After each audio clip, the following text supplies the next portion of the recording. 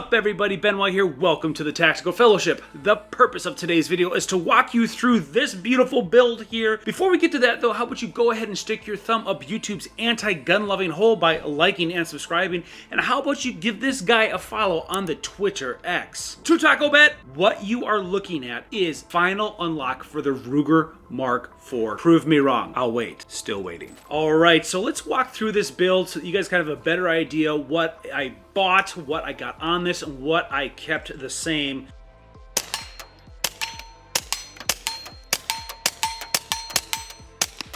So this custom build started out its life as a Ruger Mark IV 2245 target. Let's go through this now from muzzle to muzzle, and you can see I have a quiet device that attaches to the upper receiver with the 128 pitch thread that is right there. This upper right here is the Volquartsen 3-inch competition LLV upper. It's made with aluminum and it has a stainless steel barrel at a little over 8 inches. This is so minute, it's just amazing. One of the things I really loved about this is that it also has the Picatinny rail built into the top. Basically, this helps you mitigate those Picatinny mounting plates that you put onto a stock Ruger top that, unless you use blue Loctite, gets wonky, goes weird. This will always be rock solid. I love that. So moving back here, we have a fiber optic front post sight and then blacked out target rear. We have an American Defense QD red dot mounting base with a Holosun 509T on top of that. The bolt is the stock Ruger Mark IV 2245. There's no change with that. Moving on down, we have the Volquartsen target trigger. Then also right behind that, we have the Volquartsen extended magazine release that is butting right up against the Hogue rubberized grips made for the 2245. We have standard controls around that are still stock Ruger. Then coming down to a Volquartsen magazine base. And that encapsulates the entire build list for this gun. This thing is so quiet. It is so awesome. It has to do with this, but it also has to do with the 13 to put that on to make it as it is. And then when you look at that overall package size, this is the final unlock for the Mark IV. And since I used the parts that I did, I was able to put this build together for hundreds of dollars less than it would be to just buy this out the door from Volquartsen. Yes, I am missing some of their parts, but I have saved some cash, and if you are mindful of what is in your piggy bank and can't go much beyond, this will still be an expensive build, but will be hundreds of dollars less to do it the way I did it, and so that would be my encouragement to you. You might be wondering why I bothered putting a Volquartsen target trigger on there and the Volquartsen extended magazine release and base pad. My personal philosophy is, do they make it in metal? And so the standard trigger is plastic. It's not terrible, but it's not great. There's a pre-travel screw on the trigger. I didn't screw around with that. I did use the set screw just a little bit on the back of this to help with over travel, because with the standard Ruger trigger, you do have a bit of over travel. The target trigger install is more complicated than most triggers in my opinion, but it did help me have a greater appreciation of how to tear down or remove some of the pieces in there in order to get that new trigger in. The extended magazine release is just a touch longer, and it really helps me to release the mag without breaking my grip.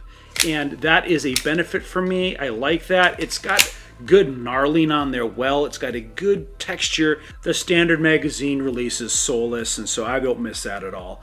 I think though one of the big rock stars on this gun is actually Volquartsen's base pad, because when you insert them in the gun, they now sit about, I don't know, a quarter of an inch below the bottom, whereas the standard magazine fits flush with the bottom. And that extra quarter inch may not seem like a lot, but when you want to be sure you're seating your magazine, it makes a world of difference. They're not cheap, but I really appreciate the extra form and ease of function that that base pad gives me. The Hogue grips on this are good. They do what they need to, and they are at least 10 points better than the soulless black grips that come installed on a Ruger Mark IV 2245 target. So looking at the top, the American Defense mount is kind of chonky. You've got that QD release, and it really is sticking off the side quite a bit, bigger than you might like. So the Holosun 509T The reason why I put that on here is because I didn't own a closed emitter red dot, and I decided to just jump into it like everybody else. And so, of course, within the first day of me getting this, I go ahead and somehow put a scuff mark on the back window that is literally where the dot sits. So I can always remember how I scuffed my brand new red dot within minutes of getting it. I like that on the bottom here, the quiet device really has a good contour and profile with the bottom of the LLV upper. It looks really nice. Now, the bolt has been just fine for me. It has been feeding just fine for me. I actually prefer the way this thing looks in the gun opposed to Volquartsen's competition bolt, which I'm sure is amazing. But in my opinion, the competition bolt that kind of comes up makes it kind of look like a paintball gun, like you're running out to shoot paintballs. Closing thoughts, this is a super easy shooting gun. The magazine with the Volquartsen pad is just so much easier to insert in the gun, so I would encourage you that way. If you like everything in metal, the trigger is great. The extended magazine release I'd probably purchase though before I did the trigger. If I had to choose between the two, I would do the extended magazine release. I'm shooting subsonic CCI at that 1075 FPS.